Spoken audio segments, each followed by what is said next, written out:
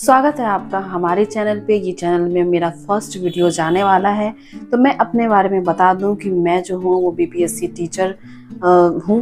And इसके पहले मैं एक नियोजित टीचर थी और वहाँ पे मैंने लगभग 18 मंथ काम किया है। देन उसके बाद बीपीएससी TRE-1 का फॉर्म आया था तो वो मैंने फिल किया था। हालांकि वो फॉर्म भरने तक की जर्नी मेरी थोड़ी सी स्ट्रगल वाइज थी, क्योंकि उस समय बहुत तरह की बात थी। नियोजित मैं जब थी तो उसमें एक संगठन होता है, तो वो संगठन उस समय बीपीएससी TRE-1 फॉर्म को भरने के लिए अलाउ नहीं कर रहा था, लेकिन फिर सब भर रहे थे तो उसमें फिर मैंने भी भरा। उसके बाद मैंने स्कूल से जो मुझे टाइम मिलता था उससे मैंने तैयारी की। देन बीपीएससी TRE-1 मेरा निकला एंड मैंने ज्वाइन कर लिया। जी हाँ, मेरा नाम नेहा भारती है। मैं +2 इंग्लिश की टीचर हूँ। एंड ये जो वीडियो का टाइटल है वो देख के आप लोग समझ ही गए होंगे कि ये वीडियो में क्या होने वाला है। जी हाँ, अगर आप नियोजित टीचर से बीपीएससी वाले कैडर में आते हैं तो फिर आपको क्या क्या उसमें प्रॉफिट होता है और क्या क्या उसमें लॉस होता है, तो वो सब मैं इस वीडियो में बताऊंगी। और मैं इससे डिटेल से इसीलिए बता सकती हूँ और सही ऑथेंटिक जानकारी मैं इसलिए दे सकती हूँ क्योंकि मैं खुद एक नियोजित टीचर भी रही हूँ, फिर उसके बाद मैं बीपीएससी टीचर भी रही हूँ। एंड मैं यहाँ पे किसी को छोटा या बड़ा नहीं दिखाने आई हूँ, जो रियल है मैं उसको बस आपके सामने प्रेजेंट करने आई हूँ। तो चलिए ठीक है, मैं बताती हूँ कि नियोजित टीचर जब आप रहते हैं तो आपको क्या क्या फैसिलिटी मिलती है। तो नियोजित टीचर जब रहते हैं आप तो आप राजकर्मी नहीं कहलाते हैं। उसके बाद आपका जो है वो ईपीएफ कटता है।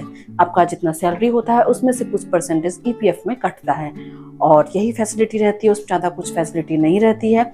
एंड जब आप बीपीएससी से सेलेक्ट हो जाते हो तो आप गवर्नमेंट टीचर बन जाते हो, मतलब आप राजकर्मी बन जाते हो। इसमें आपको एनपीएस की सुविधा मिलती है। तो एनपीएस की सुविधा जो मिलती है वो ईपीएफ से कई मायनों में ज़्यादा बेहतर होती है। क्या बेहतर होती है वो अगर आप मुझे कमेंट कीजिएगा तो मैं फुल डिटेल से उसका डेडिकेटेड एक वीडियो अलग से कभी बना दूंगी। तो इसमें मैं आपको बस पॉइंट वाइज बता रही हूँ। और सबसे मेन चीज़ जो नियोजित का सालों से एक डिमांड रहा है कि हमें राजकर्मी का दर्जा दिया जाए, तो वो अगर आप बीपीएससी एग्जाम पास कर जाते हो तो वो आपको ऑटोमेटिकली मिल जाती है, आप राजकर्मी बन जाते हो।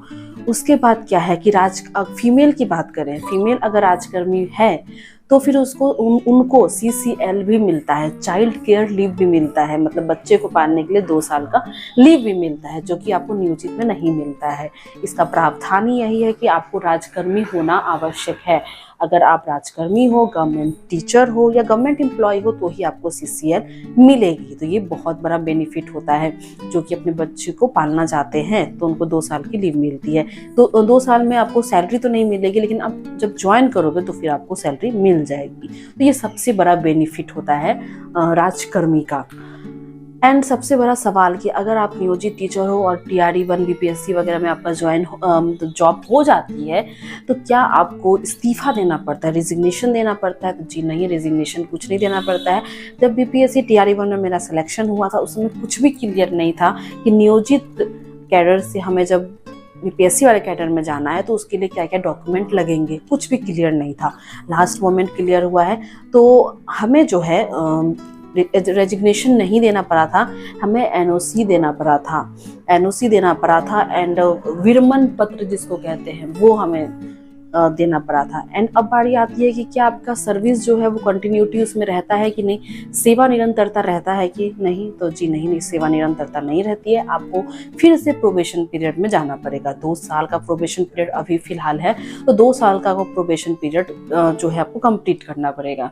हालांकि मेरा नवंबर 2023 में मैंने ज्वाइन किया बीपीएससी TRE-1 में, तो मेरा तो लगभग 1.5 साल हो गया, कुछ ही महीने बाकी है, फिर मेरा 2 साल भी हो जाएगा, प्रोबेशन पीरियड कंप्लीट हो जाएगा। तो ये सब होता है। फिर इसमें आपका जो इंक्रीमेंट आपको मिलता है, ये बहुत बड़ी फैसिलिटी है, तो इंक्रीमेंट भी आपको मिलता है।